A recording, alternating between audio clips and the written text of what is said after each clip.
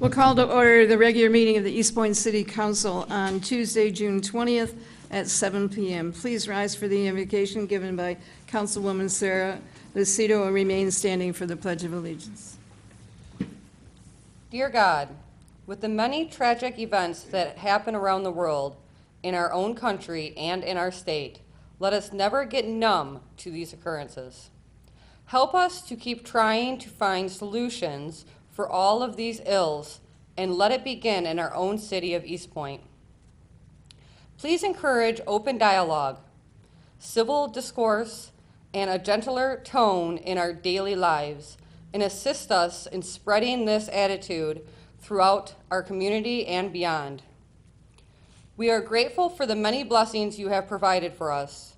Sometimes we should be reminded that we are lucky to live in a democracy where freedom truly does reign.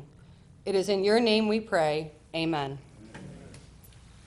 I pledge allegiance to the flag of the United States of America and to the republic for which it stands, one nation, under God, indivisible, with liberty and justice for all.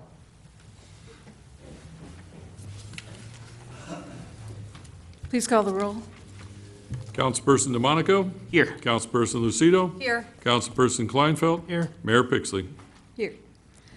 Council, we have one item that we probably should add as an amendment to our agenda tonight, and that would be the special event application that was given to you earlier. So if you could add that as, we could add it as an L under new business, and I'd entertain a motion to amend the agenda with that. So moved. We have support. Support. Please call that roll. Councilperson Kleinfeld? Yes. Councilperson Lucido? Yes. Councilperson DeMonico? Yes. Mayor Pixley? Yes. And with that, we'll move to the first hearing of the public. Does anyone wish to be heard? Mr. Guasella.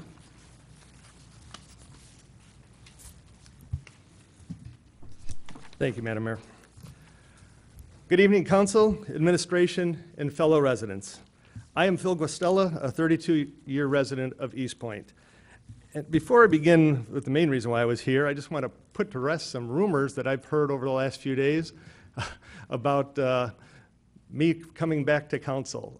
I can assure you unequivocally those are rumors. It's not going to happen. I am not seeking to be appointed. I've already done that once, and I will not be a candidate in the fall. So let's put those rumors to bed right now. I don't know where they started, but forget it. It's not going to happen. So with that aside, I'm here tonight to wish our city manager, Steve Duchesne, well. About 6.5 years ago, I was a member of the city council that hired Steve. At that time, I said he was the right person at the right time. He proved to be that and much more. Through Steve's leadership, determination, and creativity, the city of Eastpointe moved from the brink of receivership to solid financial footing. I have never known anyone whose juices flowed when thinking of ways to tackle a situation that most would say was insurmountable, like they flowed in Steve. Council, administration, and all of our residents worked together to achieve the unachievable. Many residents are unhappy that Council has decided not to extend Steve's contract for 2 years. Is this the right decision? I don't know. I have no idea if that's the right decision or not. As a resident, I, like the rest of us who don't sit at the council table, do not have all the factors that went into council's decision. I can tell you this, that when Steve was hired, the vote was not unanimous. When council voted not to keep Steve, the vote, again, was not unanimous. When we hired Steve, many residents were upset that we hired him and said they would never vote for us again. By the various social media posts, some of those same feelings are being directed at our current council. And I wouldn't be surprised to see that some of the people that are criticizing the decision to let Steve go are the same people that were upset we hired him in the first place. I know that when I sat at the table, there were many sleepless nights as I considered how I would vote on an upcoming issue. I know I am not alone. When decisions were made, it was not about if my vote would help get me elected the next time around. It was about what I thought was in the best interest of all of our residents. I don't want my elected officials making their decision on whether it will help them in a future campaign. We have seen more than enough of those decisions made in Washington and on the state level as well. Steve, I am certain there is one more challenge left for you to tackle. I know you will get energized when you start thinking about another authority you can create to bail out yet another city. You probably already have some appropriate acronyms ready to be used. The city that hires you will soon realize that you will again be the right person at the right time. As for our current council, unpopular decisions, whether they are right or wrong, can cost them a seat at the table. Do we really want our elected officials not to make the unpopular calls, worried about their re-elections? I know I don't want that. I can tell you this, I never cast a vote where I worried about what it would do to my re-election hopes. And I guarantee you this, my good friend Bill Sweeney never did either. Good luck, Steve, and God bless. Thank you, Phil. Does anyone else wish to be heard? Mr. Creech? Harvey Creek, resident of Eastpointe. Madam Mayor, Council, and residents of Eastpointe. At this time, we face a lot of problems, a lot of challenges, and a lot of changes. I'm here tonight to ask the council, knowingly that right now has come to rare, we have no one there at all. John's gone, Steve chaired it, and right now we have no one. Rare is one of our babies, and we have a lot of things to finish at Rare right now. We have the building, we have the community center. There's a lot of complex left and a lot of complicity that Steve is doing a great job at. He was the chair. Now, at the present time, Roseville has 3 that sits on that committee and only 2 in Eastpointe. At the present time, we have none. This month was Steve's last meeting. I'll ask the council, as I said before, too. They're always asking for people to come forward and join these committees. Well, there's 2 committees that I tried to get on before, too, and that was the planning and recreation. And with the support of the residents, and hopefully with the support of the council, I can take over one of those seats and see that East Detroit gets its fair shake and its fair share is the responsibility and the recreation authority in the upcoming years. Thank you very much. Thank you, Mr. Creech. Does anyone else wish to be heard? Sir?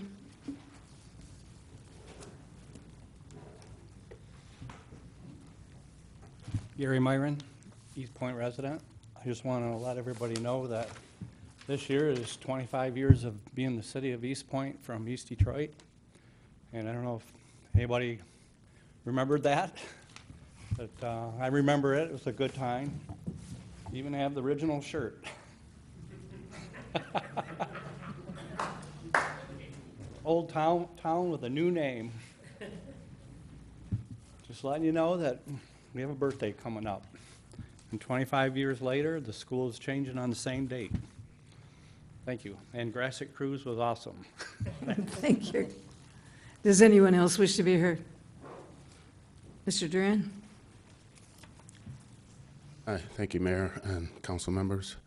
I just wanted to thank Steve Duchesne for his service here in Eastpointe, and sorry to see you go, but I'm sure, like you said, you'll be doing great things wherever you land, and I want to wish you well. Thanks. Thank you, Mr. Duran. Anyone else wish to be heard? Mr. Curley?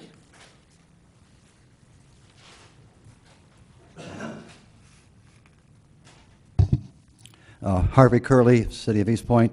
I'd like to talk briefly on item K, the vacant seat discussion. First of all, you don't have to be afraid of the DOJ. They're not going to come after you. It would seem to me that the right thing to do is to not fill that vacancy.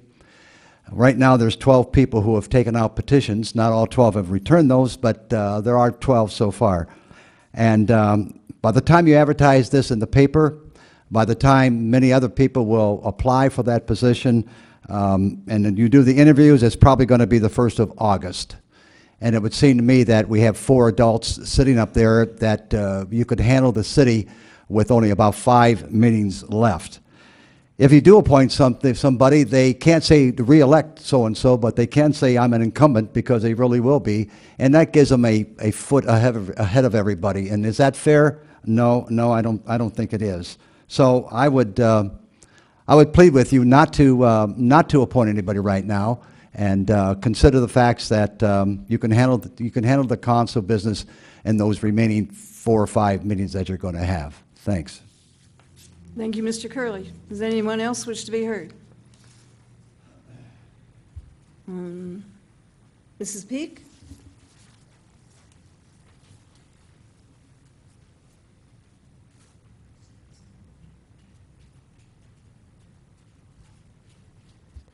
Shirley Peak. Good evening, Mayor and Council. I don't know if you're aware of that, but, I mean, yous are, but maybe some of the residents don't realize it if they haven't paid a water bill, but yous aren't stamping them anymore. Now, that paper that you're giving a receipt on is going to fade in time. And then if people keep those bills a long time, they may not have proof that they paid it. Might be a good thing to check into that and see if you could have some other type of paper. I go home and make a copy, so, you know, I'm safe, but I think the residents should be told that. We finally get a good city mayor, the best in at least 20 years, and I've been in this city for 68. He has done great things for the city. We are financially good. He is very well informed on most issues.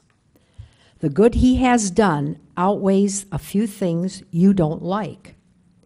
You are taking our city in the wrong direction, actually backwards. The decision of 3 people is going to do more harm than good. First the chickens, then this. What's next? If you're so anxious to get a new city manager, maybe it's time for the residents to get some new city council people. Thank you. Anyone else? Pastor Rush?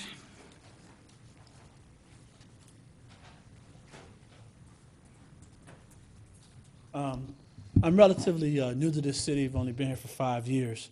And one of my members was sick in the hospital, and I was meeting with her. I was meeting with her son as I was talking with him. And one of the things that I was struck by is his view of this fair city. He felt that in the 90s, that this city was very racist, the police were racist, and everything was there. And I said, that's not the view that I have of Eastpointe. The view I have for the 5 years I've been here is of a city that's trying its very hard to deal with difficult circumstances and difficult issues. I was very proud of the city manager, Steve Duchesne, in very difficult circumstances, the way that he spoke for this city and the way that he tried to represent everyone in this city. I don't know what happened in the past because I was not here. So I can only talk to what other people said, what was going on and was not going on. I know how I feel and how my family feels being here in Eastpointe.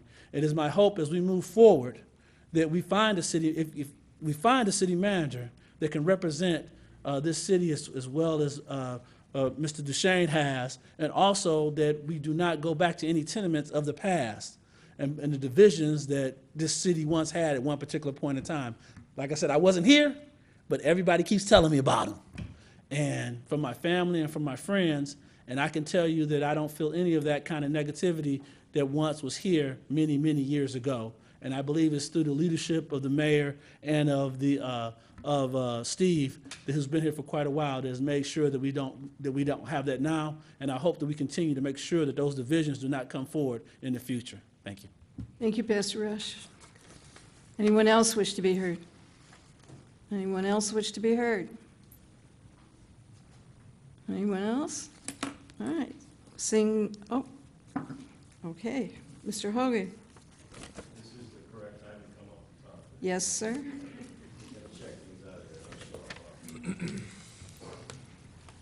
Please state your name into the microphone. Yeah, my name is Dan Hogan, resident of Eastpointe for 33 years. I live on Lambrecht Street. First, I'd like to thank Steve for his years of service. And second, I am very disappointed at the dismissal of Mr. Duchesne and wish that this decision could have been overturned. I believe the majority of our residents are disappointed as well. What bothers me is how long it will take to find another city manager, and will he be a competent one? To me, it seems like we have one right there. I wish Steve all the best in the future for our city. I can only say good luck to us because we might need it. There really should have been more thought put into this decision. I don't know how long you've been thinking about it, but I think it could have been a little more. And for what this man has done for the city, I appreciate him. He's approachable. He's a nice man, and we need nice people nowadays in politics and city managers. Nice people work out. Thank you. Thank you, Mr. Hogan. Anyone else wish to be heard? Anyone else? All right. Seeing none, the first hearing of the public is closed. We'll move on to approval of the minutes from the special meeting, May 23rd, 2017. Madam Make a Mayor, motion? if I could, before that, just add another item to the agenda as M, approving funds and initiating an MML executive search. Make a motion to do that, I should say. I would support that. I was just going to discuss it under city manager report, but I think I'm fine with that as an agenda item too. All right, so you're supporting it? Yes. Please call the roll. Councilperson DeMonico? Yes. Councilperson Kleinfeld? Yes. Councilperson Lucido? Yes. Mayor Pixley? Yes. All right, are you ready for the special meeting?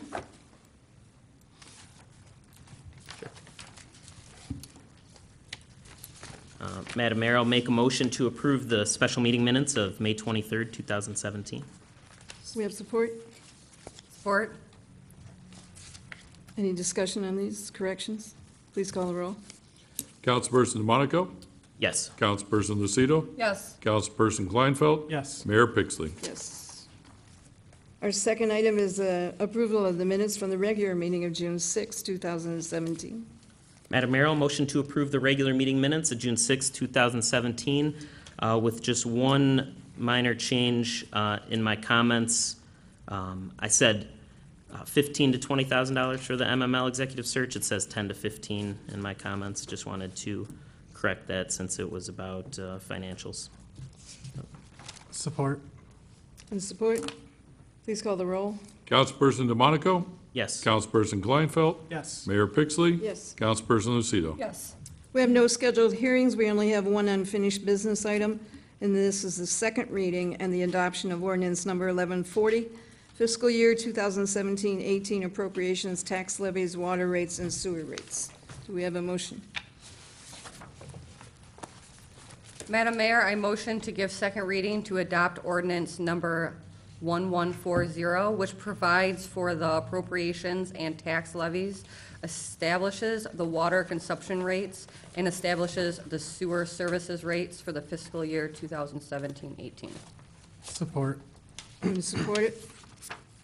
Please call the roll. Can we get an overview from Mr. Blum on the changes?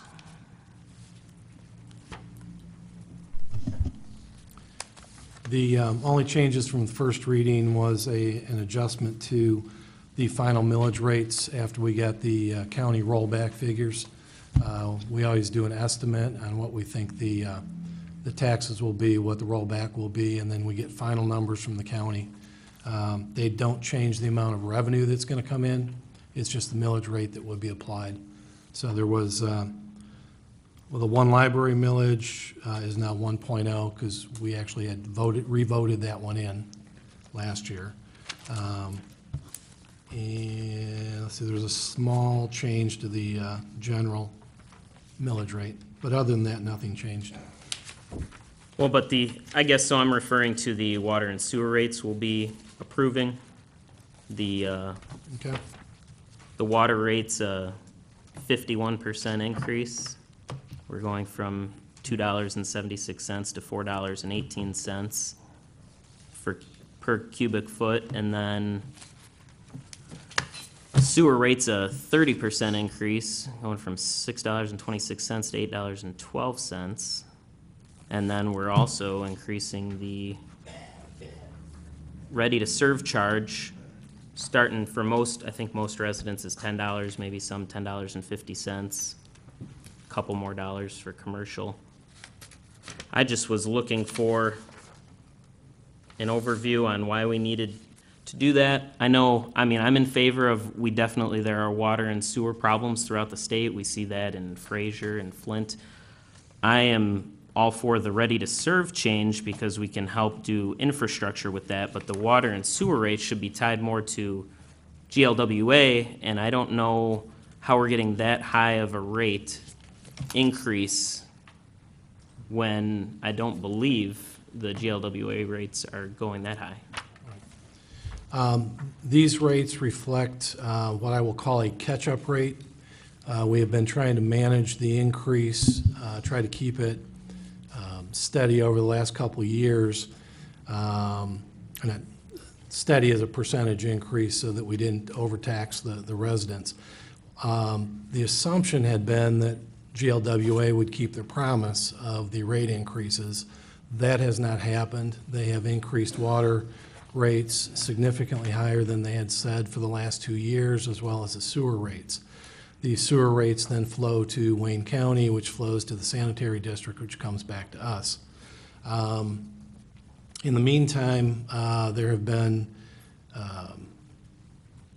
some of the bigger costs in the last couple of years that had not been budgeted were a lot of street repairs from water main breaks, sewer repairs, things like that we had gotten behind on and had to get caught up on because of all of these activities. And the other thing is you got to keep in mind, we start the budgeting process in January. It's brought to council in May, early April, or March or early April. We're adopting the rates normally at the end of May, beginning of June.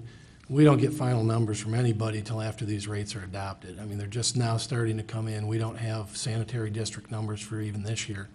We're, again, guessing what that's going to be. Because of the higher increases than had been anticipated the last couple of years, we've been behind the 8 ball from the day the rates have been increased or been approved by council. This has caused some funding issues within the water sewer fund. So these rates get us caught up back to being operationally solvent on the water and sewer side. Ready to serve is what is actually used for capital projects. So we have a bit of a deficit to get caught up on and then provide funds going forward for future projects. One thing with the water sewer rates is we are required under the SAW grant money we received in the SRF loan that we have, that our rates must cover operations.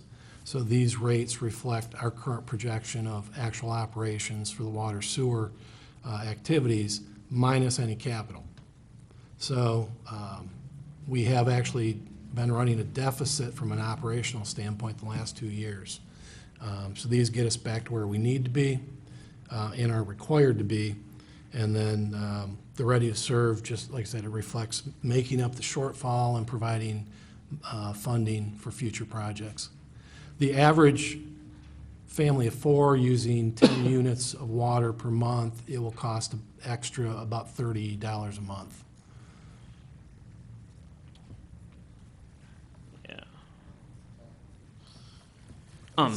Well, I remember 2 years ago, in my first water sewer discussion when I was on council, we were debating, actually, I know Ms. Richardson wanted to give a little back to the residents because we were talking about we had more, it was going to be like, I think $1 a month at most. I think it was even less than that if I recall. So we decided to just keep it in the fund. Mm-hmm. We'll use it for infrastructure. So from that, 2 years ago, it seemed like we had the appropriate amount then. From that 2 years just ago, we now have, it doesn't add up because I thought we did have the GLWA rates because Mayor Pixley had forwarded us the June 6th memo from the Foster group that works with GLWA, and then Mr. Baker's memo the next day. Mm-hmm. I see the water rates on here. The water, except it doesn't have from the previous year what our rate was. And what they're hiding with their rates, they'll tell you the consumption increase, they ignore the fixed charge increase, and that's where they're getting us, is there's a fixed portion now. It's not all based on water usage like it used to be.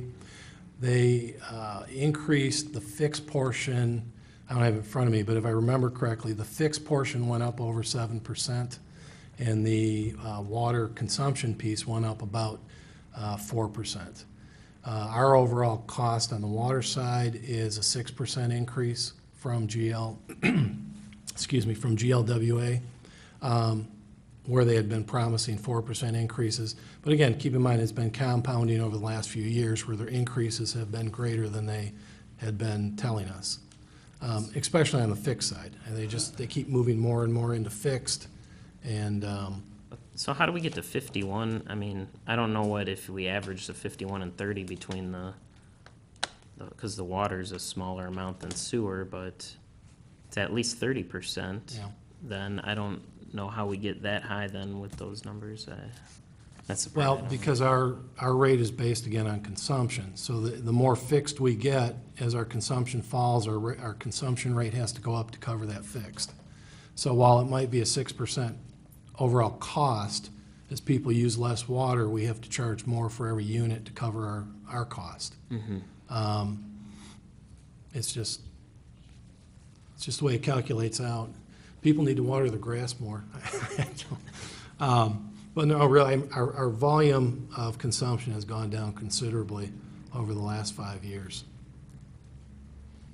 We had a lot more water loss this year as well. Yeah, we're still trying to figure that one out. A lot of water main breaks. We've had some of that.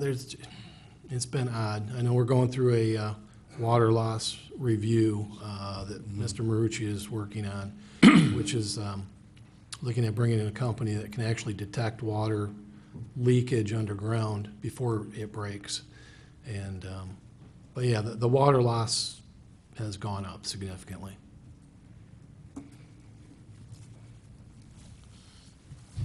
Do you have any other questions? No. Please call the roll. Councilperson Lucido? Yes. Councilperson Kleinfeld? Yes. Mayor Pixley? Yes. Councilperson DeMonico? No. Move on to reports from administration. We'll start with our city manager, Mr. Duchesne. Thank you, Mayor Pixley. First is just a reminder that petitions to run for council that are due July 5th. Residents who wish to run for the council must submit petition signatures to City Hall by 4 p.m. Tuesday on July 25th. 3 council seats will be filled in the November election, 2 for 4-year terms and 1 for 2 years to complete an unexpired term. To qualify, a resident must be 18 years old and resident of the city. A minimum of 100 qualified signatures must be submitted to City Hall. Blank petition forms are available at City Hall in the clerk's office. And just for some comments tonight, I think in summary, I look back and this transition starts really tonight. And looking back to October of 2011, I was appointed city manager for Eastpointe. And that was a very different Eastpointe then. Having lost 51.6% of taxable property value, Eastpointe, like most mature communities, was really nearing fiscal emergency. Some of the actions of the state that led to this have been, and we've commenced litigation, and I and my partner from the Wayne Law School decided to do something about that, and I want to tell people an update tonight and tell you that certainly the efforts are going to continue to go forward. There's been no bad intent, but there's been bad results. And we believe, and so far the Court of Appeals has supported us, that the misapplication of the constitutional requirements under Headley have placed a burden on local services that you're certainly hearing and experiencing tonight that really has to be corrected on a go-forward basis. So we're looking forward to pursuing that, and I'll certainly be part of that, not only on behalf of Eastpointe, but on behalf of all our local governments. In that same 2011, we had to have a new direction with the beginning of my administration. For example, at that time, there was no recreation authority until voter approval was given. And then I was able to organize the building of this collaborative group from the ground up with our council member, Veronica Kleinfeld. We really started to build RARE into what it is today. And I'm pretty proud of that because I think along with the financing recommendation on the rebuilding of the buildings from the city's sources.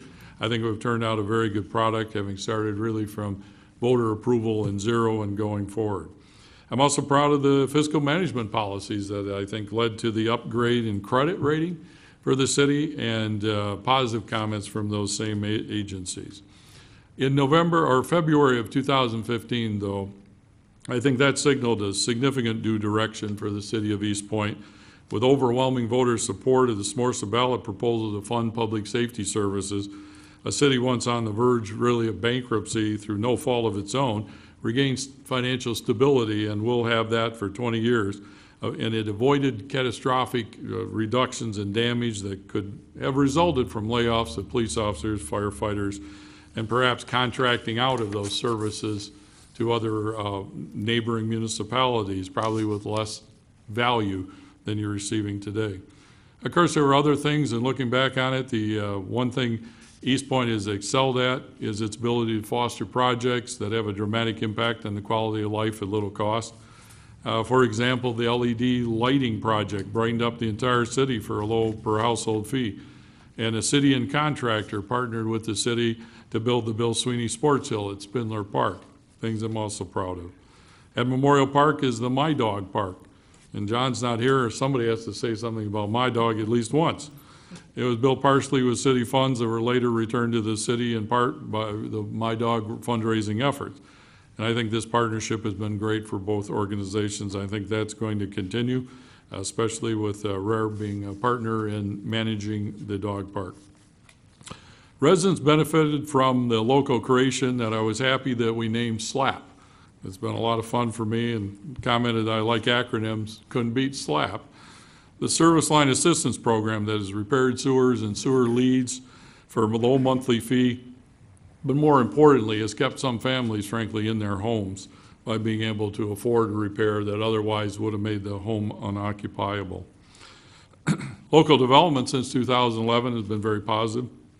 The city's first brownfield financing plan paved the way for redevelopment of 9 Mile and Kelly, resulted in new commercial investments like CVS and Popeyes. The Michigan First Credit Union was able to develop with our renewed application of the redevelopment ready principles going forward.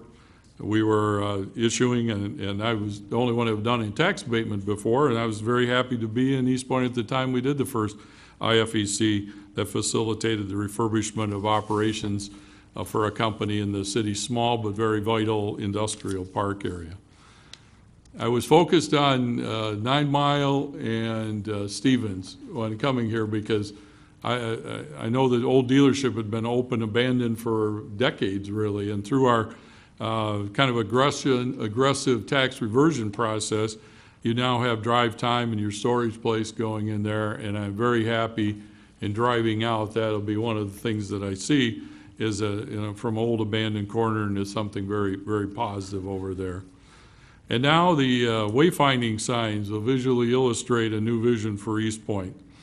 And with Eastpointe's financial condition stabilized, we've been able to focus on infrastructure improvements, roads, sewers, and sidewalks in the past 2 city budgets that followed after the approval of SMORSA.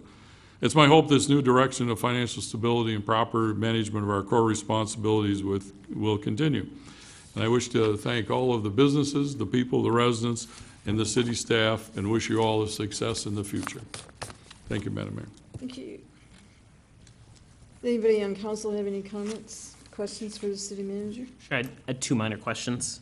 One was the wayfinding signs, speaking of those. The smaller ones, it seems like some of them are kind of like angled. There's one like for Roxana Park, like on Stevens. It's kind of, it's on a post and it's already, looks like a little angled. Can we somehow attach those a little better? There was another one I saw that was kind of like that. And I'll go one more than that. There's 2 of them that were decidedly bent. Somebody actually snapped them over. So probably what you've seen, I'm just going to guess, they're probably ones that have been damaged by the same kind of thing.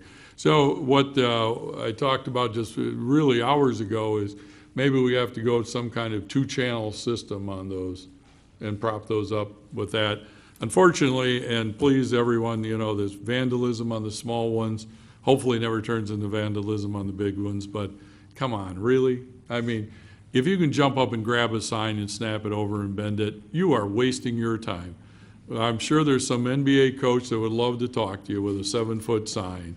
But seriously, that's just repugnant vandalism, and we will take other steps. And unfortunately, you mentioned ones that may be bent. Maybe those were unsuccessful, but they are looking at new channels for those. Okay, that's great. And then if your lawn hits 6 inches, it's long, it's the first time of the season, like how's that process work? I know we've discussed this before.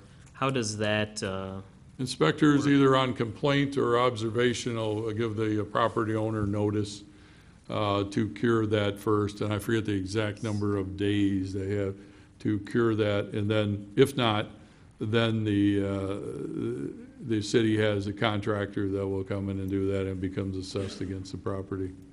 is the first warning, so you haven't violated the whole season, the first warning is a letter, or how do you find out that we're going to?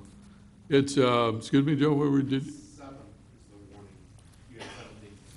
7 days after the initial warning. Thank you for that. The other thing that we publish in the paper every spring, and that's that public notice. That's your actual first notice.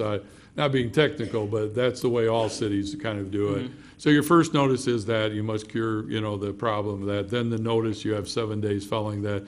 Usually it is a letter form issued notice from the department. Okay. Thank you. All right, anything else? Let's move on to our finance director, Mr. Blum. Yes, Madam Mayor and Council. I'd like to report that last week, myself and some staff had a meeting with the people from RAP, the Great Lakes Water Authority Water Rate Assistance Program. We had signed up for a 1-year contract, which expired June 30th. There was some question of whether we would renew. There's been significant issues with the processing. I think we had a productive meeting. We worked through some kinks. They acknowledged they had some problems and are fixing them, and worked out some workarounds with them, and we will be re-upping for 1 more year with them. It does help the people that get into the program. It was just creating an administrative headache for staff, and RAP is working with us, which is good. How do they determine what qualifies an individual for the application? Do they have to have a certain income, a certain height of their water bill, or? No, it is purely on income. It has nothing to do with the size of the water bill.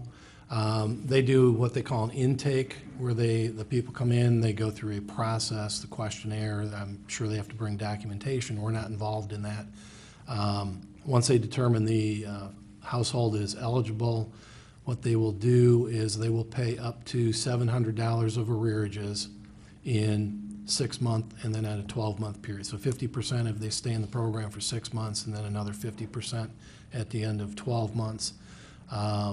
They will contribute $25 towards the monthly water bill, but the individual has to pay the balance of that every month. They have to be on time and pay it, everything but the 25. So is there a quota or a percentage from each community? And who handles it? Is it the county or?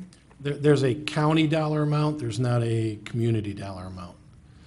So Macomb County gets $468,000 per year that can be used for this program. Outside of Warren, we are the largest community as far as people in the program. So that's what they really wanted to keep us in it. So one thing I did find out during the meeting is, I think there was a headline where they were transferring $1.4 million of unused RAP money to Detroit. I asked them, how in the world could there be unused money? What they indicated was year 1, they had a full year budget, but they didn't get the program going for 7 months. So they only used 5/12 of the money. And rather than giving the money to Macomb County or Oakland County, they sent it to Detroit. So is that going to go to pay for unpaid water bills for residents of Detroit and Yep. Highland Park? well, Detroit. Don't know about Highland Park, but yeah, it's transferred down there. So, And so that amount of money from RAP is included in our water bills, is it not? oh yes, Thank you. Yes, it is. The other thing I wanted to mention is yesterday, we received the tax reversion list from the county.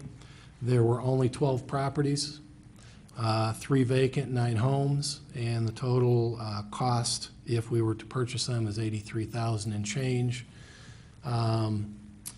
We have to let the treasurer know soon, and I'm just looking for a consensus of council of whether we're going to continue the purchase and resale program. It'll be brought before council for formal action on either the 11th or the 18th of July, but I'd like to be able to let the treasurer know if, I think it's a good program. So It's been Phil working. Grosella has left before he hears something like this. Yeah, What was our highest number? It was, 83 properties, and the amount was, yes. Yeah, Okay. but we're down to 12. I was All right, pleasantly so- surprised. so you're gonna put it on the next agenda? If I could get all the documentation in order, otherwise it'll be the 18th. But I just have to shoot an email back to the treasurer and say we want them and we'll take action in July. Okay. I support it. Oh, yeah, I was going to say, I support taking those homes. I do want to have a discussion before we decide how to sell it. I think we've been selling it as a group to one. A conversation I had with Mr. Duchesne a few weeks ago, I think we used to offer some incentives to employees who might want to purchase it, police Correct. officers, and to move, because I think it's a program we were more active with a few years back. Yeah. To encourage them to buy it and move in, rather than Both city sell a lump employees sum. and school district employees. Even better. We started off with that. We've Long sold at least time. one to an employee. Yeah. They're very successful. One or two, at least one, yeah. But yeah, that's, now that the number is manageable, we can look at alternatives. Okay. Anything else? That was it? Let's move on to our city attorney. Thank you, Madam Mayor, members of council. I only had one item this evening. It's in regard to on item A under new business. If there is support for a motion, the maker of the motion should add some additional language to that motion, just so it's complete, and I'll be happy to read that language once we get to item A. And that's all I have for this evening, Madam Mayor. I'm happy to answer any questions any of the council members may have. Thank you. Anyone else? Thank you. Let's move on to new business, and the first item is final approval of the special land use for the Eastpointe Retail BTS LLC for the Dollar General Store. Do we have a motion?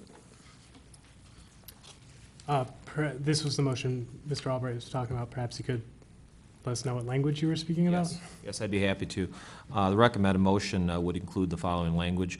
Motion by, seconded by, to grant approval of final site plan with conditions adopted by the City Planning Commission and special land use approval to Eastpointe Retail BTS LLC, Dollar General, to locate a dumpster enclosure in the P1 parking district for property located at 163-449 Mile Road, parcel ID number 14-31205-003 and 004.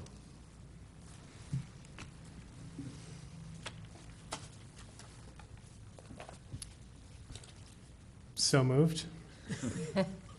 I'd like to have some discussion on this, though, if you've all read the site plan and all, Sure. I'll support it and we'll get it on the table then. please. Yeah, go ahead, Madam Mayor. All right, so we have a motion in support. Call the roll, please. Right, you just said you wanted discussion. I want a big discussion, yes. Do we have a representative, please? And are you the architect or the engineer? I'm the developer for the project. I am with, Mr. thank you, ma'am. Zaremba, was that your name? No, my name is Aaron Brooker. I'm with Eastpointe Retail BTS LLC. We are the developer for the project. Here requesting the approval of the special land use. I believe we came to the council for the rezoning, and in that discussion, we had initially rezoned the portion including the dumpster enclosure, at which time it was determined that they would prefer that we move the zoning line up to align with the adjacent properties and that a special land use would be appropriate. So in discussing with planning and whatnot, then obviously we come back here for your final approval. I had some other questions related to it. I didn't bring all my plans, but I read through them for about 3.5 hours. I had a question about, number one, the west side property is 6 feet from the side of that building. Their fence, their back fence is 6 feet from the side of that building. And I thought everything was supposed to be 10 feet from We property have lines. adjusted that, and actually, it's a 0 lot line there, so there is no setback required. But for fire, there's actually a requirement, unless we were to build a firewall, then it would require 10 feet, which we have since done. The plan hasn't been adjusted to The provide. plan has been adjusted, okay. And then the detention basin. Yes, It's not a retention basin, it's a detention detention basin, correct. So I was concerned you did topography Yes. of that site, and I was wondering, did you do the topography in the spring or the fall of the year? Well, we did topography, the topography over the spring and the fall wouldn't change. It's the lay of the land. But we did do topography of not just our parcel, but the surrounding homes. And we were well aware of the flooding issue that was there. So we knew that there would be water coming off of those neighboring residences. So we took that into account and are accounting for that to properly hold and then controlled release to the system. So looking at the landscaping, you have a number of trees in the back that edge around the detention basin. There were 4 large trees. Okay, yes, yes. So when I read the engineering report, and he wanted all of the water, all of their sewage, to go into 2 12-inch combined sewers that are along 9 Mile Road. Correct. So are you taking the water from the back there also and adding it to that? So, yes, so essentially what the detention area does is take all of the on-site water, anything that would be not, impervious, carry it to the detention area, and as well as taking in account for all the water coming onto the property from neighboring properties, and it puts it into the detention. It doesn't hold it, it's not a retention to where it's gonna be a pond. It holds it for a controlled amount, maybe if you have a large storm, maybe anywhere from 12 to 24 hours, I'm guessing, speculating. But it doesn't hold it for a long period of time. And then what it is it flows up to 9 Mile through structures, stormwater structures, and control releases it at a rate that the engineering department would approve to release it into the storm system. So it's not flooding the system, but it's also holding in it to control release it into the city's storm. So has the engineering department reviewed that, the release of the detention? Is that going to be by what? By gravity, by pumps? Oh, by gravity. It would be by gravity. Yeah, But- Mr. Pangori, I believe, has reviewed all of the plans. I saw that he said that it all had to go into those 2 things, but I don't understand how it's going to go by gravity uphill. I believe that the structures are deep enough. In other words, they're probably at least 5 feet underground at 9 Mile. They're not just right under the surface. And they're 2 they're 2 stacked structures running along there. Obviously, the engineer has worked with the city engineer, and I know they've done quite a few calculations, determined that it's feasible and achievable. And my other thing is just the compliance with the master plan for that area. Several years ago, I wasn't even on council when this happened, but they built that real estate building right across the street. That is now the community credit union, I believe. And they did that with no setback. And the goal was to eliminate setbacks along 9 Mile Road. And this one doesn't have a setback. It has, your setback is what, 82 feet? Because you have parking in front of the building as well? Correct. And you would be correct, but this property and the neighboring property actually fall outside of what they consider the downtown I district. understand that. Yeah. We did look at ways to possibly achieving that. There were a couple of things. It would ultimately, with the convenience store aspect of it, you would be turning your back to the street and putting parking to the rear, which created a number of issues with the layout of the lot. The lot's a very narrow or skinny lot. It also has the jog in it. With looking at it and complying with the code, what we have is the optimal layout. Anything else other than that would essentially be turning its back to the street, which I don't believe would be the best case scenario. We've gone with, reviewed it a couple times with planning, and ultimately they agreed that it would be the best layout for the site. And then 3 sides of your building are solid brick walls. Is that correct? 4 sides are Nichiha brick panel. There's no windows or anything, you just have a door in the back. Correct, and what you would find in most retail spaces. And not to, the fire department is also a full brick building. But if you were to punch openings in that, being a convenience store, all you're gonna see is the back of racks. I was just looking at the appearance of it. Yeah, it would be, rack systems. It wouldn't necessarily create any aesthetic appeal. I thought the discussion with Planning Commission was they were hoping, at least McKenna, our planning consultant, did want to see, as the mayor said, the parking in back, the building closer. I know the building you're referring to is 3 stories, I believe that building is, and I think it looks pretty nice. I like that kind of idea where the parking is in back. I think that seems to be the nicer look. You don't think that was possible, you were saying, though? Well, for a couple of reasons. A, Dollar General wouldn't support it. So that was one thing. The second being that if you're trying to create a pedestrian-friendly feel and you put parking to the rear, you're obviously going to put in a commercial setting, you're going to put your doors to the parking. Community centers, things of that nature, that's acceptable to have multiple entrances because you don't have a safety factor for a number of reasons. But having a second entry for rear parking and a pedestrian-friendly front-facing building is acceptable. For retail, it doesn't always work out that way. And we did try it. We tried 3 different scenarios where we could try to get it approved by Dollar General, and all 3 they said no. It wouldn't be acceptable. And then the 2 other things were about the stoplight. Yes. We're changing that as suggested.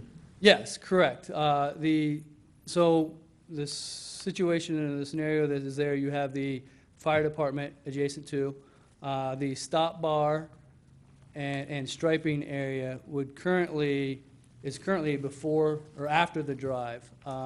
We are moving that back so that way when the light that turns red there, no one is blocking the entrance drive, so that way anyone in the turn lane could still turn left and to get out of the way if there would be a scenario where a fire call would be, emergency run. And that's the scenario our fire chief was happy with? Yes. Correct. And then the other thing was the lighting, I think in back was mentioned. It was a little strong for that. Correct, and those that has first couple. been corrected as well. The lighting vendor has taken a new look at that and was able to accomplish the requirements per code. Okay. I just have a concern because we've had Dollar General stores that are all like, everybody gets really excited that you have one. And I understand that it doesn't make any difference whether you're talking about Super Dollar or Dollar General or whatever. They all have different owners. But when you pull out and you leave it, it is one junky store that's left there. And I just have a concern that you have so much competition on 9 Mile Road with Dollar General stores or dollar stores. I just don't see the viability of it, and I know I can't say about that. I'm just concerned about, now you're gonna have a building like that sitting there, and it's just gonna look despicable to me. I will say this, Dollar General with their lease that they have is, a 20-year lease. Me being the developer, I'm not Dollar General, but they are a reputable and have brought, as you mentioned, great customers and great services to the folks. So with us and being the purchaser of the land and the developer of the store, we would be, invested in it as a build-to-suit with a 15-year lease. Now, obviously, we will have investors who also will follow suit with us to purchase or take ownership of that. Very similar to just down the street from there. I'm very, very familiar with the Tim Hortons. It's the same scenario.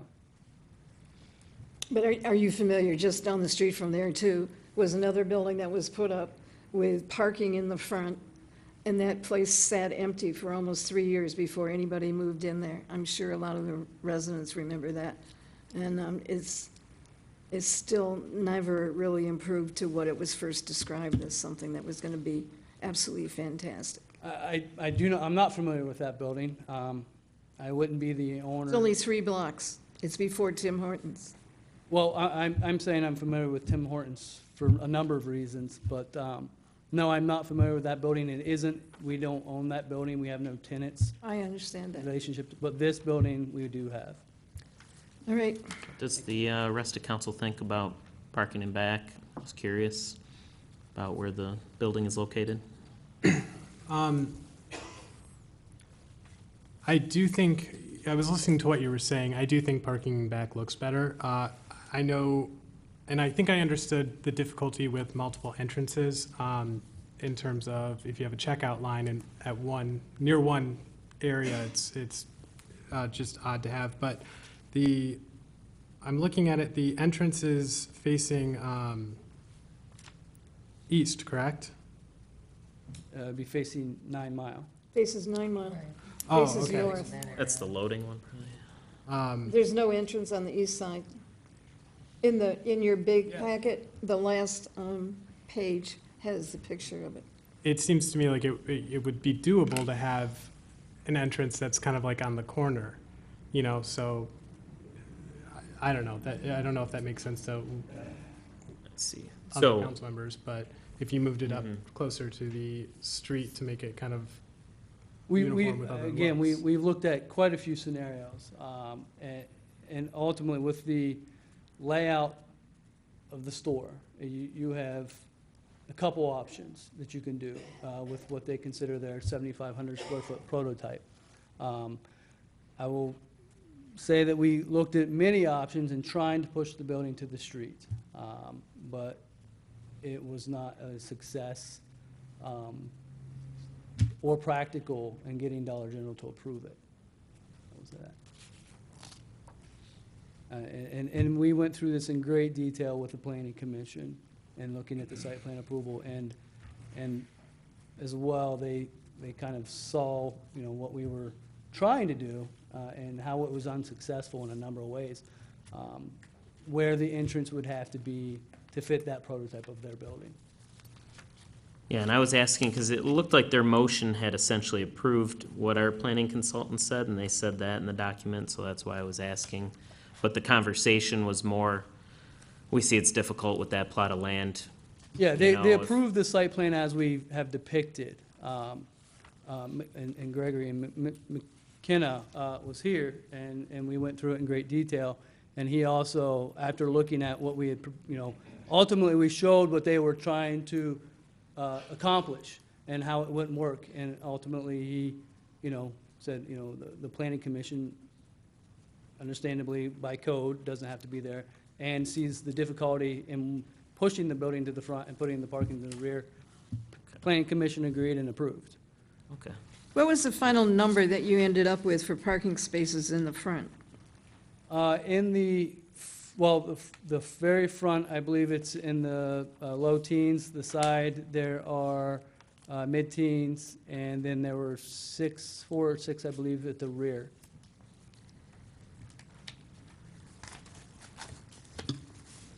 All right, Council, any other questions? Just for Mr. Albright, the motion we made then, that would cover the lighting change and the stoplight change? Yes, that was part of that was the conditions adopted by the Planning Commission in adopting the city planner's recommendations. Okay, thank you. Are you ready? Any other questions? Please call the roll. Councilmember Kleinfeld? Yes. Councilmember DeMonico? Yes. Councilmember Lucido? Yes. Mayor Pixley? No. Move on to item B, the approval of the agreement between the Eastpointe Clerical Workers Association, the Technical Professional and Office Workers Association, and the City of Eastpointe for 2017 to 2020. Do we have a motion? Madam Mayor, I'll motion to approve the Eastpointe Clerical Workers Association, Technical Professional and Office Workers Association 2017 through 2020 collective bargaining agreement as presented, and authorize the city manager to execute all necessary documents related to this agreement. Support? Moving support. Any questions? This has been approved by administration and the union. Please call the roll. Councilperson DeMonico? Yes. Councilperson Lucido? Yes. Councilperson Kleinfeld? Yes. Mayor Pixley? Yes. Item C is the adoption of resolution number 1834 for the committed fund balance assignments. Do we have a motion, please? Madam Mayor, I'll motion to adopt resolution number 1834, identifying and assigning categories to the general fund's committed fund balance. Support. Moving support. Please call the roll. Councilperson DeMonico? Yes. Councilperson Kleinfeld? Yes. Mayor Pixley? Yes. Councilperson Lucido? Yes. Item D is the adoption of resolution number 1835, a grant application for our new voting system. Madam Mayor, I'll make a motion to approve Resolution 1835, grant application, new voting system, authorizing the city clerk to submit this grant application on behalf of the city of Eastpointe. Support? Move to support it. One question I had, so if I think we didn't get the numbers on the 6 through 10 years. If we do this grant, are we also agreeing to pay those maintenance fees? And again, I just keep asking because it seems like each individual machine is cheap, and it seemed like from the conversations, it sounded like the maintenance fee is going to be very high, like you'd pay it in a year or two, and it seemed like we might as well just buy them if anything happens, especially since they're only used a few times a year. That'd be my one question. I think when they did the, certainly going county-wide, by county, we are all in the same boat now with the 27 CVTs in Macomb. That was a consideration they took in, and after their analysis, the recommendation made by all clerks and accepted, considered the amortization of those costs going forward and what the, I don't have the exact analysis in front of me about those years, but there was some difference of opinion about the way those years would be less costly, as I remember. I think as you go forward, certainly the benefit to the council getting into the system, first of all, it's a grant, so, and I'm sorry it was raised by Councilor DeMonico about where the application was. Well, we expected to receive it already, but it's actually written by the county, so all we're really doing is gonna sign it when it comes in and go right back. So those other maintenance factors were built into the overall contract. So we can redistribute some of the analysis, maybe. That might be helpful. What's wrong with just doing this vote, the meeting after we get the grant application? Nothing particularly. I mean, it won't change anything for you, just because you're not gonna be able to change the grant application. Right. So, I mean, it's again, he thought it would be, the assistant city manager thought it would be in his hands today, but it has not yet arrived. It may never. It better, or somebody's gonna. Please call the roll. Councilperson Kleinfeld? Yes. Councilperson Lucido? Yes. Mayor Pixley? Yes. Councilperson DeMonico? Yes. Item E is the adoption of resolution 1836, which is the traffic control order number 2017-1. We have a motion, please. Madam Mayor, I motion to adopt resolution number 1836, which approves traffic control order number 2017-01, ordering the installation of a 2-hour parking, 8 a.m. to 6 p.m. sign in the municipal parking lot for the 5 parking spaces immediately adjacent to the post office drive-up mailbox. Support. Moving support. I just had one question. Has there been an issue with this? In terms of, every time I've gone, it's always been wide open, but maybe I'm just lucky.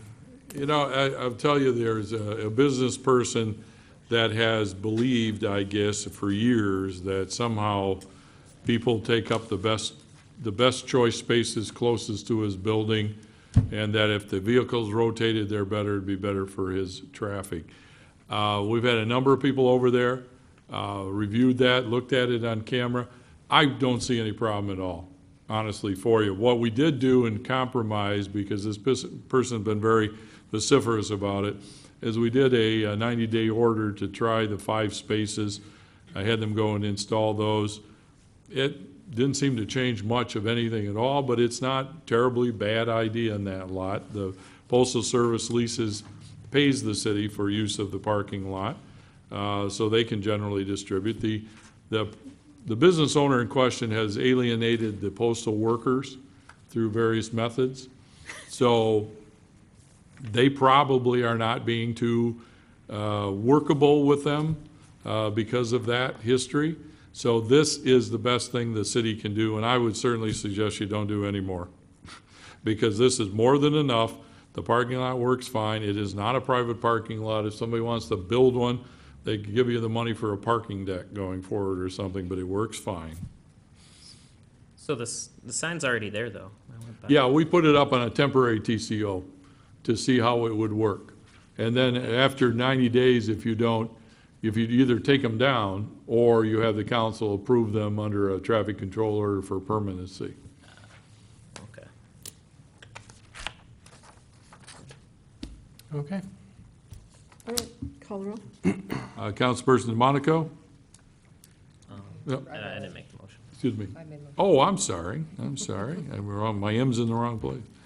Councilperson Lucido? Yes. Councilperson Kleinfeld? Yes. Mayor Pixley? Yes. Councilperson DeMonico? Yes. Item F is the delinquent special assessments.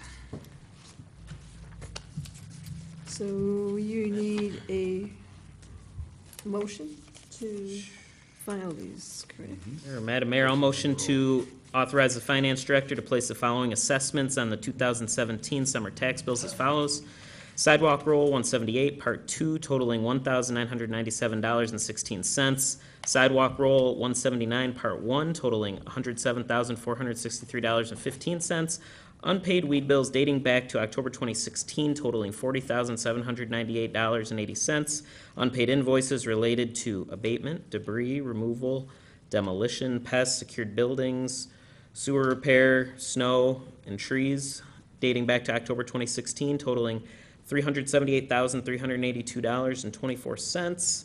And delinquent water and rubbish bills totaling $985,794.43. In accordance with the finance director's report dated June 20, 2017. Support? Moved and supported. I want the audience to see how much, these are all the assessments that have not been paid that will go on taxes. All of this. It's amazing, isn't it? So when you talk about your water bills going up and everything, there are a lot of people that aren't paying their bills, they're not paying their assessments. Somehow you have to get the money so it goes on their taxes. One thing I would like to point out for council on this too is the 378,000 of, we'll call it miscellaneous. Over 200,000 of that is abatement activity, which is all the dangerous building costs to build back. And over half of that is from 2 particular property owners that are currently in lawsuits with us. So it might explain why they're suing us. I also went through the list of all the debris and everything else, Yeah. and their name appears over and over and over again. Oh, yeah. All right, please call the roll. Councilperson DeMonico? Yes. Councilperson Lucido? Yes. Councilperson Kleinfeld? Yes. Mayor Pixley? Yes. Item G is the budget amendment. Motion for BA 17-02. Do you have a motion? Madam Mayor, I'll make a motion to approve fiscal year 2016-17 budget amendment BA 1702 as presented by the finance director. Support. Any support? Any further questions? Please call the roll. Councilperson Kleinfeld? Yes. Councilperson DeMonico? Yes. Councilperson Lucido? Yes. Mayor Pixley? Yes. Item H is the introduction and the first reading of ordinance number 1141 to repeal the codified ordinances of the City of Eastpointe, Chapter 48, Article 1 through Article 3, which regulates vehicles for hire. All right, do you want to discuss why we're doing this? Yes, Madam Mayor, I'd be happy to do so. The state of Michigan recently passed legislation which essentially preempts a local unit of government from enacting or enforcing any laws related to vehicles for hire. Local communities can do so in limited circumstances and issue a civil infraction ticket for that. I did speak with Director McNeilance about that. The police department had requested that this particular ordinance be repealed in light of the new legislation passing. And I did speak to Mr. McNeilance about possibly having civil infractions for those limited circumstances. He said that the officers would simply write under state law if they felt there was a violation, but he didn't think that it would be much of a problem. He was recommending complete repeal of the entire section. And so that's the way it's been presented to the council this evening. Okay, we need a motion. Madam Mayor, I'll make a motion to introduce and give first reading to ordinance 1141, which would repeal Chapter 48, Article 1 through 3, which regulates vehicles for hire, and schedule the ordinance for second reading and consideration for adoption at the City Council meeting on July 11, 2017. Support? Support. Mr. Duchesne, I thought you'd have some strong comments about the Michigan legislature on this. You know, it gets repetitive after a while, doesn't it? Please call the roll. Councilperson Kleinfeld. Yes. Councilperson Lucido. Yes. Mayor Pixley. Yes. Councilperson DeMonico. Yes. Item I is the relinquishment of a public utility easement. Can we get a motion to that effect, please? Madam Mayor, I'll make a motion to approve the relinquishment of public utility easement for 24200 Gratiot Avenue and authorize the city manager to execute all necessary documents related to this relinquishment. Support? With support, anybody want to give an explanation? Mr. Duchesne, there is just a small easement there, is that correct? Yeah, just to really, go ahead, Mr. Albright. I'd be happy to do so as well. The title company identified a public utility easement there quite some time ago, and we were contacted by the attorneys representing the property owner, and we had floated around a couple of different ideas for possibly relinquishing that public utility easement. One was actually filing a circuit court action. The other was this procedure, which is more cost-effective. I've been told, and I believe that there may be a representative for the property owner in the audience. Yes, the gentleman in the back. So if the council does have any specific questions regarding that directed to the property owners, they are available. But I have been told that DTE has also approved the relinquishment of this public utility easement. So all in all, it just seemed like the most cost-effective way to handle this particular matter. All right, please call the roll. Councilperson Kleinfeld. Yes. Councilperson DeMonico. Yes. Mayor Pixley. Yes. Councilperson Lucido. Yes. The next item is designation by mayor of council liaisons, and I'm just looking at replacing John's position and just on 2 roles, not on rare. I would like to do rare at the following time, because council also has to approve administration. There are 2 seats that have to be filled on rare. One is the administrator, and the other one is a resident. It's just defined as a resident in the bylaws. But tonight, I'd like to replace 2 people onto the as council liaisons. So there was some discussion. I asked Sarah if she would be willing to jump over to planning commission because it's at 7 o'clock at night, and she agreed to do that. So I'd like to do that. John was also on senior housing, which meets on the 3rd Wednesday at 10 a.m. And I didn't think that was convenient for either of you because of your work schedules. Wednesdays at 10, you said? At the time being, because of where I'm working as flexible hours, I could do that. Okay. If that were to change for any reason, I can always just bring it back up to council. So. And we're going to be, we'll be doling stuff out again in a few months anyway. Right, so that's why I thought, well, we could just do that temporarily for now and then go forward. So with your approval, then, I'm going to designate Sarah to the Planning Commission. She may not be able to be at the first one in July because she wasn't anticipating that day. So one of us can probably fill in at that meeting. And then the other one is just for senior housing. So we'll appoint Michael and Sarah. Okay? And then a couple of you have dual liaisons. You have beautification and DDA, as well as Sarah's on library and so forth. So, okay. All right, and then the other one is the discussion on the vacant council seat. Okay, do we need to motion to approve the appointments, or is it just?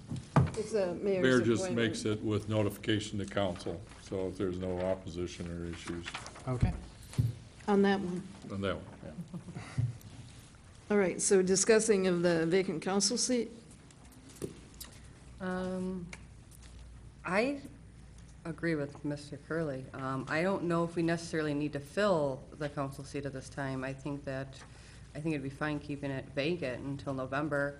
In the past, I know that the individual that council usually appoints ends up winning the election in November, and I would like to try to keep it as fair and even for all the candidates that are running in the November election.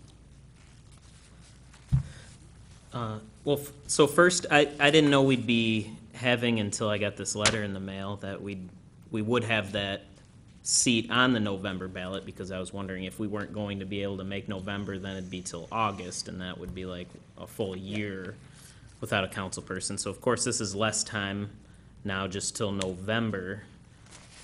But I've liked how we've done it in the past. I'd like to see someone appointed so we don't have an empty council seat for so long. It's good to hear their opinions and such for that time period. And that's just my thoughts. Well, I think this would be difficult because in order to be fair, you would have to post the position, you have to have applicants come forward, and you have to interview people. Yes. And to do that, I don't think you would be able to do that before the July deadline, unless it was one of the people that had already applied for the position. I don't know, Michael, we haven't heard from you. Yeah, I was looking at the dates. I think some of what Mr. Curley said was correct. It looks like we wouldn't be able to get an appointment done probably till the end of July at the soonest, and so that would be about 3 months until the seat's filled anyway. Mr. Albright, do you know if we have what our obligations are for how long you can leave a seat empty? The charter is silent as to the time frame, but it does say under section 9 vacancy, a vacancy in any elective office shall be filled by appointment by a majority of the remaining members of the council. So there is that language shall. So that settles it. But it doesn't say shall be done within, it doesn't say it shall be done within a certain time period or several months before a particular election. It just says shall be filled. It doesn't say may be filled, it says shall be filled. So it's mandatory, but what time frame, the charter is silent. Would anyone up here have some, I guess, historical knowledge of how long they've seen seats be vacant, or how quickly councils typically try to get them filled? We have. I know, I'm not sure, it wasn't very long between when I was appointed and And it wasn't when he very stepped long down. either after, Bill. I think with the different vacancies, it's been just a matter of maybe 2 months. Just long enough to take the actions that you would post the position and ask for applicants and do the interviewing process and appoint. For mine, it was vacant for 1 month, and then I was on council for 4 months before the election. Pretty similar to right now, then. If we did an end of July, the second meeting in July, or 2 days later, we did a separate meeting. Well, there are a for number both of the other people that two. pull petitions, and so it would be open to anybody in the area, not necessarily the people that have pulled petitions. Some of them have turned in petitions, so it could be a possibility that it might be one of them.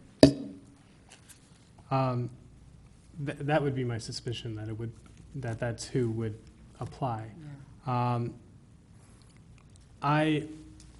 Personally, I think we should go ahead filling it. I understand the idea of you know, we don't want to put, it's not really an endorsement behind one candidate or something like that, but I don't really want to use that as my reason for not filling it. I kind of feel like elections are something that are always looming and can, you know, can affect our decision up here, but I would sort of hope it doesn't. So personally, I think that we should go ahead and fill it with whoever we feel the best candidate is after doing interviews. However, it sounds like Cardi agrees, but it's two of us, so if two don't want to do that, then, you know. Flip a coin? If it's 2-2? Well, then it would, you know, fail, I suppose, if we. I still have a vote. No, I was just saying that if you and Sarah don't want to do it, then it doesn't matter what Cardi. No, I think we should, because the charter says. Yeah. Okay. And that's my feeling, is that we should open it up and ask for applicants that would be interested in applying and being interviewed in the selection. Okay. Well, I don't know how you guys did it last time, because I wasn't here for the last appointment. Did you just motion The to? last time we had to post it, and then we put in a letter, or we put it in the East Sider and the Macomb Daily as well, that we would be entertaining letters. We gave a certain deadline. I believe the deadline was, what, 2 or 3 weeks? I think it was, yeah, it has to be kind of out there if you want to make it exposed, so it'd be like 3 weeks before you have a cutoff date. It sounds to me like it would probably be the first week of August that we would be Would think so, interviewing people. yeah, I would think so. We did a special meeting last time. It was a Thursday. I recall after. It has to be a special meeting, so. So I think July 20 is 2 days after the second July meeting. I mean, we could do any day, but that'd be similar time frame as before. That would give, well, 1 month from today, for people to prepare. And well, we'd set a deadline of probably maybe at the council meeting, 7 p.m. or whatever, to put your resume in, and then Thursday do the interviews. Does that work out? So what's your, let's see, due date for the applications would be, or letters of interest and consideration would be on the meeting of the 11th? Would that do, that would be 1, 2, 3. July, Well, that's 3 short. weeks. Yeah, that's, yeah. So today's 20th, so if you did that, we started the process now. Then it gets the information to the paper. It won't be out till, actually for C&G purpose, it won't be out till the next week on the 28th. So from the 28th, you just barely get, if you want 2 full weeks, that would only be 2 full weeks. 2 a little over that to the 18th. So if you want to go 3 full weeks, you know, you probably should make it like July 21st is the cutoff. And then have your special meeting maybe on the 25th. Oh, keep it on a Tuesday? Just, you know, for I think consistency. that sounds good. It's the same day petitions. I can't do the 25th. Okay. Sorry. Next idea. I could do like the 27th of that week or the 26th of that week for that matter. I just can't do the 25th. Or the 24th. Yeah. I mean, we could do Monday. I mean, if it's good for everyone else. Monday is good for you? Yeah, any other day, just Tuesday is the only day I can't that You week. don't have any school board conflicts? No. No? School I board's have not school- meeting in July. Oh, they don't meet in July? They don't Okay. meet there, so, okay, I don't think. No, they said they were going to be on vacation. for July. They didn't make sure of that. Okay. They usually would on the 24th, so we just. The only other thing I'd mention, because I still value my health, if you have a cutoff of the 21st, that'll make Linda assembling the packages very short time for the 24th. Can we do the cutoff on like the 19th or the 20th to give her more time? Probably the 19th, maybe we give you. End of the day on the 19th? Yeah. End of the to give business Linda day. more time to get everything. 5 p.m., July 19th. So notice would go out as soon as possible. 4:30. That's when they'll close the doors, 4:30. Oh, 4:30, excuse me, on the 19th. Letters of interest applications are due. You appreciate resumes still? Right. Yes. Mm-hmm. Yeah, cover letter, resume. Cover letter of interest and resume by July 19th at 4:30. And then we were saying Monday was the, Then meet on the 24th. Special meeting of the 24th. it's good for me. Do we want to do 6:30 on the 24th? Yes. It takes a long time. All right, I'll take a stab at this. I'll make a motion to direct administration to post an opening for city council with letters of interest and resumes to be due July 19th by 4:30 PM at City Hall. And that interviews will be conducted on July 24th at 6:30 PM. Support? Move and support. Please call the roll. Councilperson Kleinfeld? Yes. Councilperson Lucido? Yes. Councilperson DeMonico? Yes. And Mayor Pixley. Yes. We have item L, which is the special event that was given to us tonight. Madam Mayor, I'll make a motion to approve the request from Latasha Jones from 2B Modest Salon to hold a customer appreciation event on Sunday, July 9, 2017, from 3 PM to 7 PM. Support? Move and support. Please call the roll. Councilperson Kleinfeld? Yes. Councilperson Lucido? Yes. Mayor Pixley? Yes. Councilperson DeMonico? Yes. All right, and item M would be discussion on replacing the city manager. And Mr. DeMonico, you wanted to talk about that, so.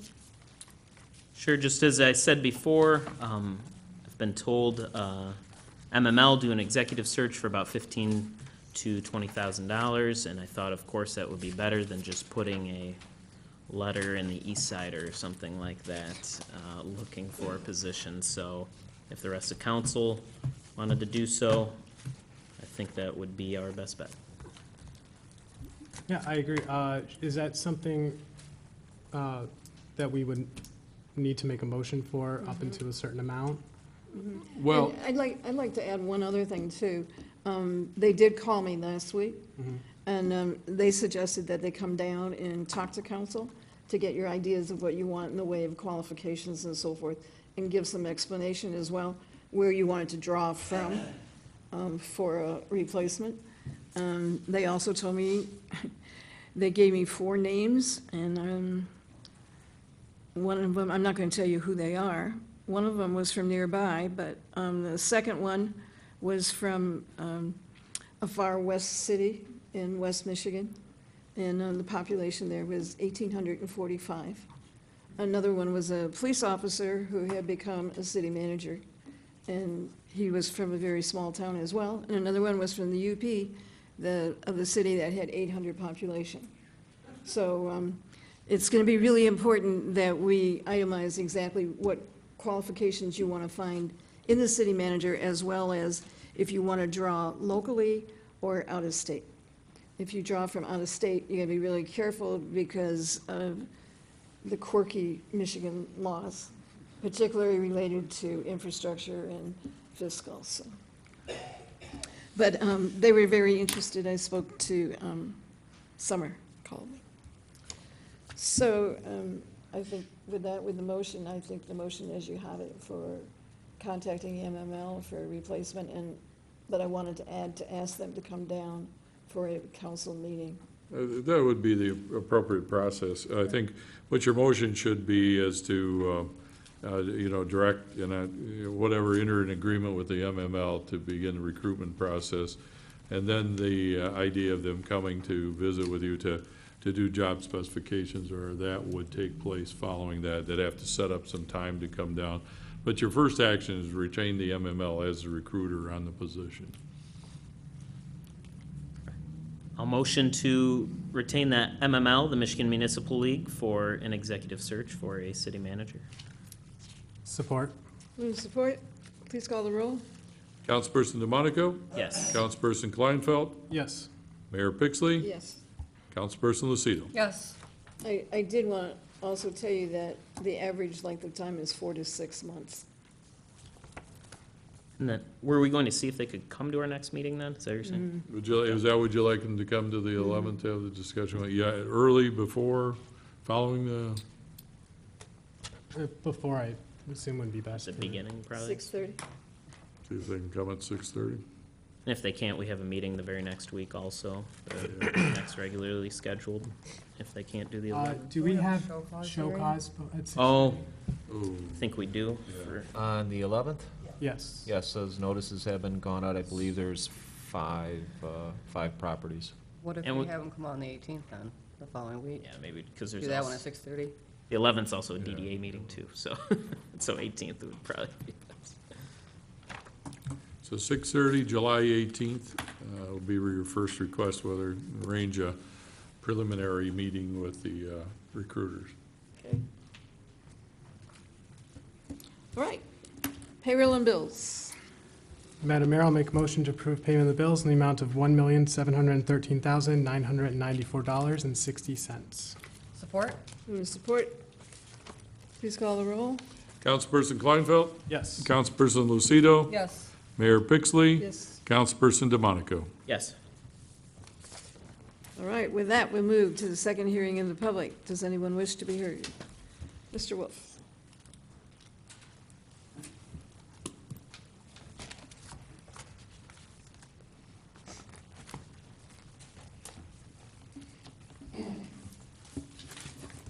Patrick Wolf, Eastpointe resident.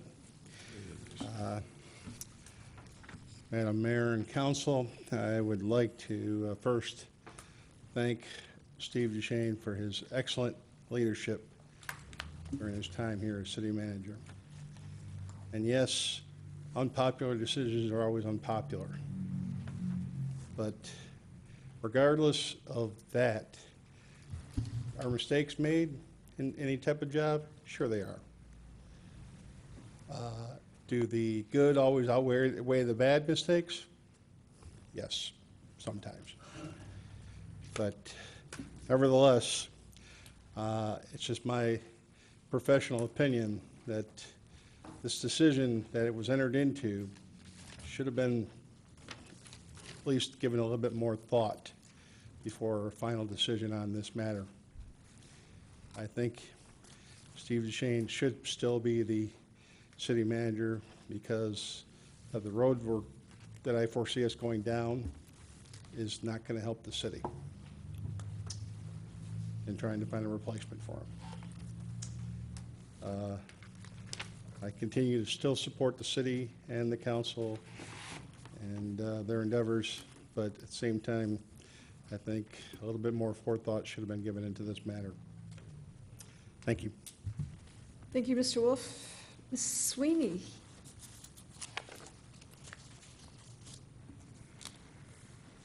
Hi, Peggy Sweeney, Eastpointe resident, for way too long. I shouldn't say wait too long, for a very long time.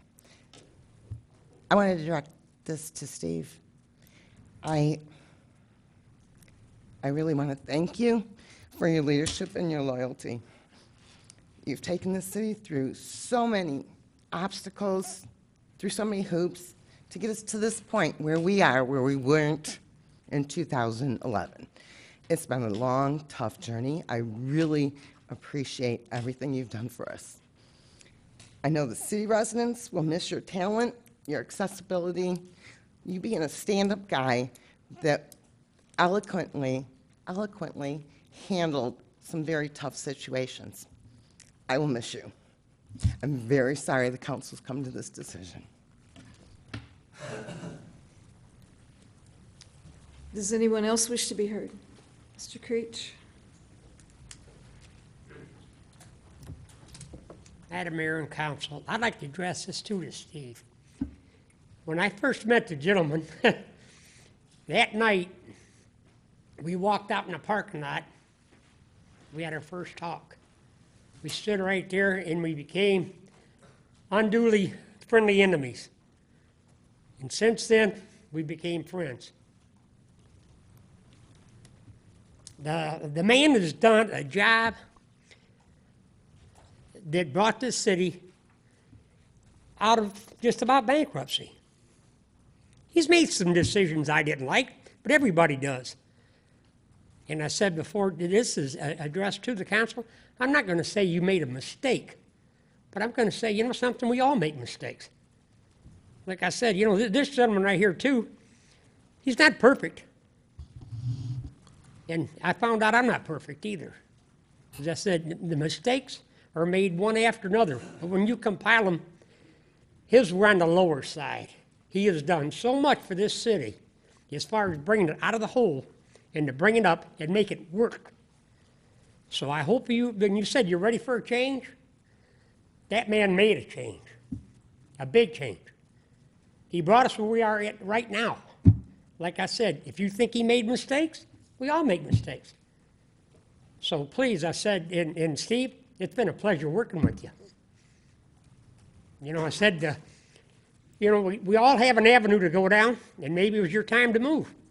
But I don't really think so, but guess what? And I say, one thing about it, I've never seen anybody kick you yet and you get back up. So you're going to walk out of this one like the rest of it, because I said, at least you can walk out of here the same way I can, with your head high, and you are a gentleman. Thank you.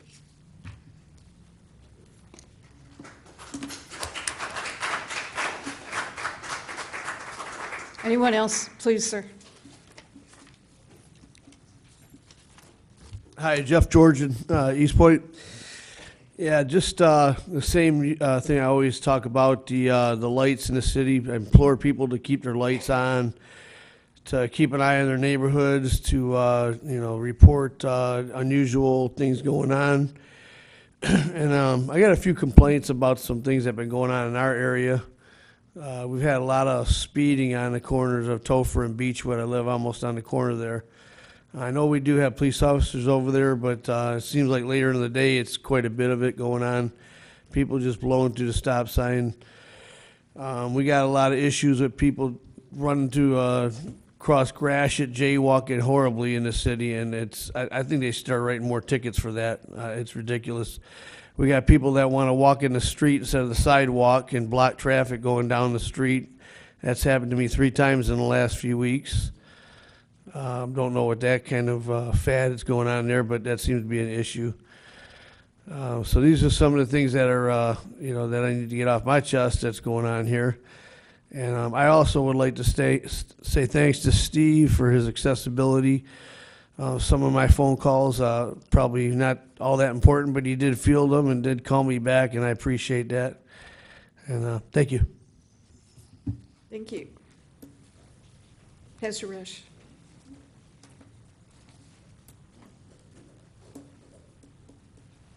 Pastor Albert Rush, Eastpointe Emmanuel, 5-year resident of Eastpointe. As Mr. Curley had talked about, I just want to make sure that the city council look at how things look. I know each and every one of you do a very good job and make it be very fair. But one of the big issues of it is when we come with this new city council member, that person being appointed will have a heads up over all the other people coming back in. And which either way you go, there's going to be people going one way or another. I thought it was a perfect opportunity for us to just say, you know what, we just want to not be in this quagmire and just have all 3 seats come to vote in November. But I just want to make sure that you understand that whichever way you go, there's going to be people on one side or another. So please be very diligent and make sure that whatever you do is above reproach. Thank you. Mr. Curley?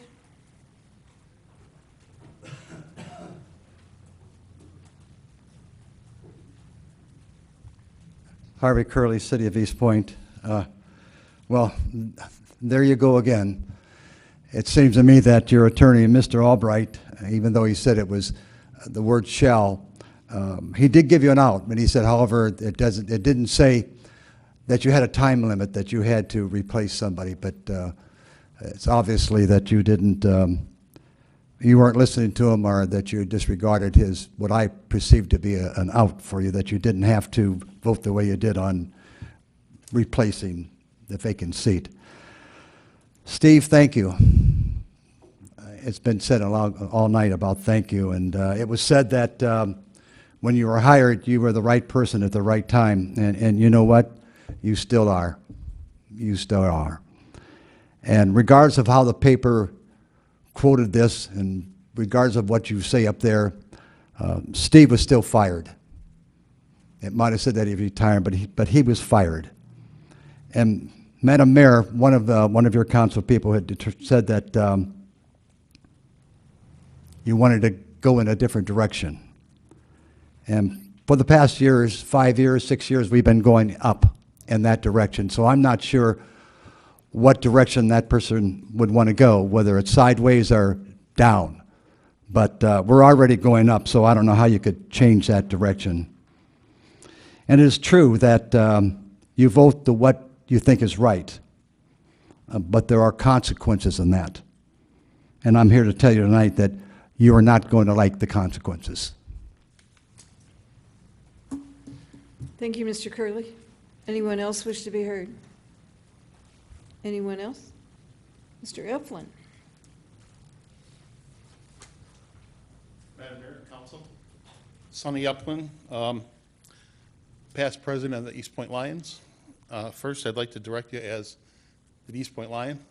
Steve, you've helped us on many events throughout your time here. We do appreciate everything you've done with us. As an Eastpointe resident, I'm very disturbed in what's happened.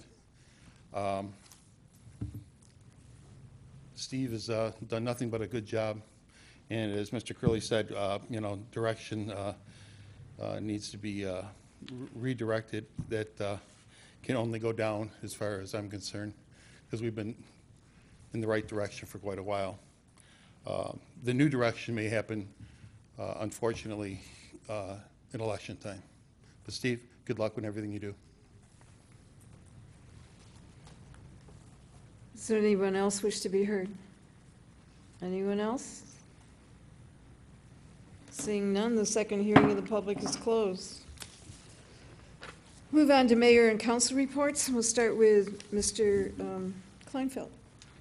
Thank you, Madam Mayor. I'll start off with, I suppose, the lighter stuff. The Gratiot Cruise went really well.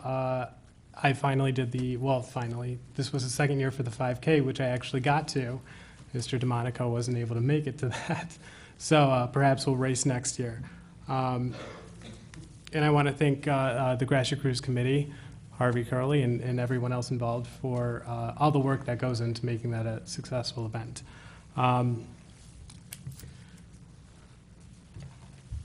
So moving on to Steve, I do want to say,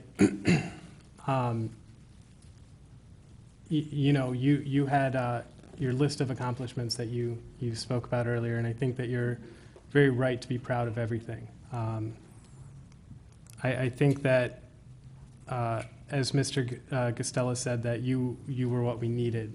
I think that Eastpointe is much better for having had you, and I agree with you that you should be proud of everything, and I value the professional relationship that we have been able to develop over the past couple years.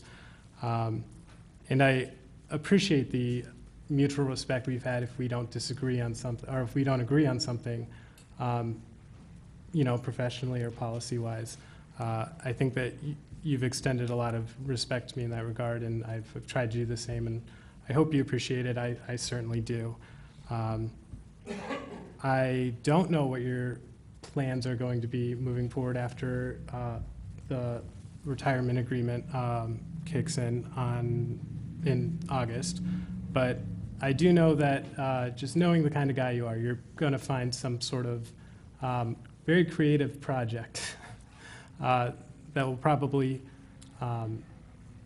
help some municipality somewhere, and maybe even us. I know that you're still working on that lawsuit in terms of capturing shared revenue.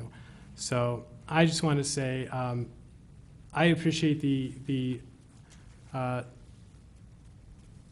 of the agreement that you had put forth and having a amicable parting of ways, because I really do value the work that you've done here, and I think I just have a lot of respect for you, and I know that you're going to do well, and I know that you wish the best for us too, and I just really appreciate that. So wanted to say that publicly. And Mrs. that's all. Cedar? First of all, I would like to thank everyone for their time and effort put into the graduate cruise. It was an absolutely fantastic event. I know that a lot of man hours go into assembling that, putting everything together, making sure it runs smoothly, and I really do appreciate it. It's a tremendous event for the city, publicity-wise, everything. So thank you for everyone that was involved in that.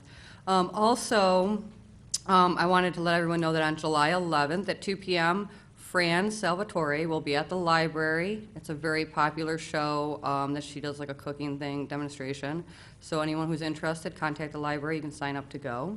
And also tomorrow is the 8 Mile Homeowners Association meeting at 7 p.m. at Pleasant View. If anyone, no? Oh, there's no meeting tomorrow. Scratch that.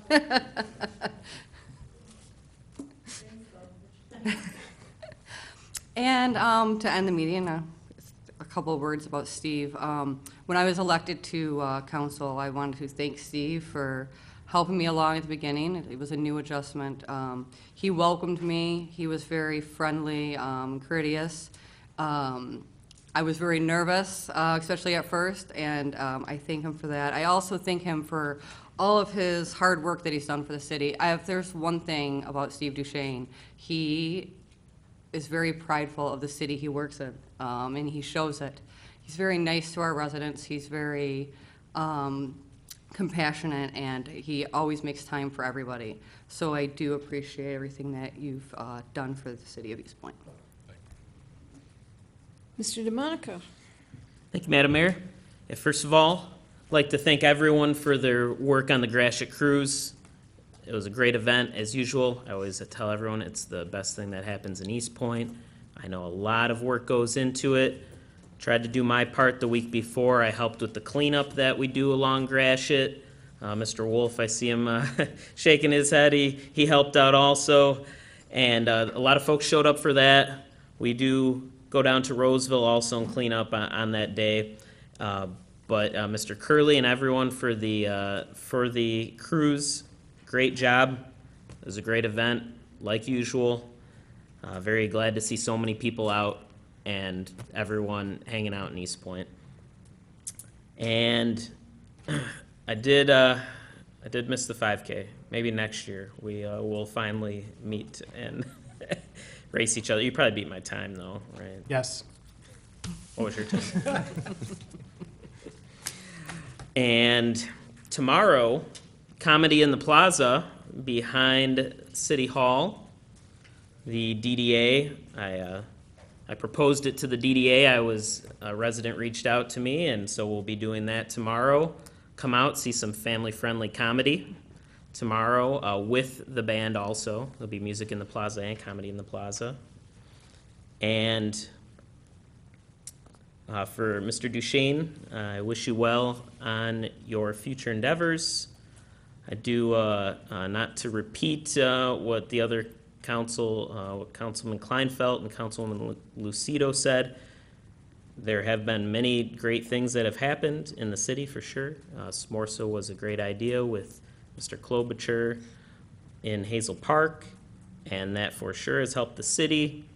And as Councilwoman Lucido said, learned a lot from you. You do respond to emails very quickly all the time. You take pride in your city and have done a lot of good for the city. And as I've said before, just want to go in a different direction.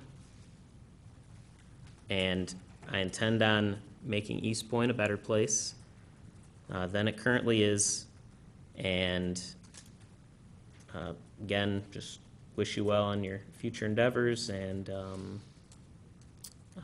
that's all, Madam Mayor. Thank you. I would like to thank everybody on the cruise committee. Mr. Curley, our dynamo out there, he's just like a Energizer bunny all day long, and we finally may have to make him sit down. But I'd also want to thank I'm on the cruise committee, obviously, and I know how hard we all worked on that. It doesn't start the week before. It started last November, working for charity poker and stuff so we could raise enough funds. We did get a lot of phenomenal attention this year. We had 2 major sponsors that joined us. This is the first time that we've done that. So this has been a really outstanding cruise event. And we do have quite a bit of money that we will be returning to each of our charities that performed a lot of work. And we may even be able to add to some other charities. So we're very excited about the cruise and the results, and we want to thank the community for coming out and supporting everybody. It just happens that we got 4 people in here from the cruise committee. Sue Young, who was the chairman over the registration and the ads, and Harvey, who told us what to do all the time, not meaning that we did it, but, and then Pat Wolf, who was working with the Hudson Packard Group. It turned out, I thought, quite well. We were really lucky, but one of the things that makes something like that happen is your city manager. The city manager works with all of our employees that are involved and directs all the things that happen, that have to happen in order for something like this to be very successful within the city. And even though he wasn't there, he was playing baseball. Watching baseball with all of his grandkids. You felt his presence every step of the way between he and Randy Altimus. One of the biggest delights was at the PACE meeting today when Eric Kaiser told us, who was the deputy police chief, that we did not have any incidents at all with any type of police or traffic control, which makes everybody really happy because it's always such a risk. But there's so many other people besides the police, the sheriff that come in, the state police that were here, is also the DPW that was out there working all day long. They keep the city neat and clean. I drove the city about 9 o'clock that night. There was nothing out there, and by 7:30 the next morning, it was absolutely clean. And we all know the one thing that we're always very proud of is the sweep. I remember, I think, Jeff, probably in the year 2000, you told me, sit out here at 8 o'clock and watch the sweep. You will never see anything like it, where we have to clear Gratiot and clear the median lane so that we can reopen Gratiot. It's an event to be watched, for sure. All day long and all week long, we've been saying goodbye to Steve. You have no idea how Steve is involved within our city. It's not just PACE, where the people in PACE came to say goodbye today. It's not just RARE, like Mr. Creech was talking about. It's not just Sarisa, where he's the chairman. That dispatcher service is one of the most important things within our local community because it combines with Eastpointe, Roseville, and St. Clair Shores. And RARE reaches out to Eastpointe and Roseville. It's also Macro, and most of you don't know what Macro is, but that's the mayors and city managers from every community within Macomb County. And we meet to see different ways that we can sit and work together for a coordinated effort. And through our efforts, we've made a great deal of changes within different things that happen that affect you that you just don't even seem to realize. And one of them was the all-out effort by all of the communities in Macomb County to support that we need more revenue sharing and to go with us with that motion. Steve held the chairmanship for that last year, and did a phenomenal job with that. A few years back, somebody gave me the great opportunity to study local government fiscal responsibility. What was happening with local governments and where did the money go? And so they made me chairman of this task force, which included people that were like finance directors and tax assessors, equalization representatives from each of the 3 counties. This is a SEMCOG thing. And I was scared to death because these are really very important people. And the reason, I said, why do you want me to be task force chairman? And they said, because your city lost the most money. So I said, okay, Steve, So Steve came down and joined us, and we had a lot of great people on that committee, like Brian Baker. But that was just one of the, Steve is one of the most active people. He can see a problem before you even realize that there's a problem, and he can also come up with a solution, and he can fix it. So many of his traits you will never find in another city manager. I don't know how you can take this city into a different direction other than the up that Steve Duchesne has taken it. But the majority rules, that's the way it is, and it's going to be a very sad day in our city for a very long time. So with that, I'll entertain a motion for, to go into closed session for attorney-client privilege communication related to the Department of Justice litigation. So moved. Support. Moved and supported, please call the roll. Councilperson Kleinfeld? Yes. Councilperson DeMonico? Yes. Mayor Pixley? Yes. Councilperson Lucido? Yes. Into closed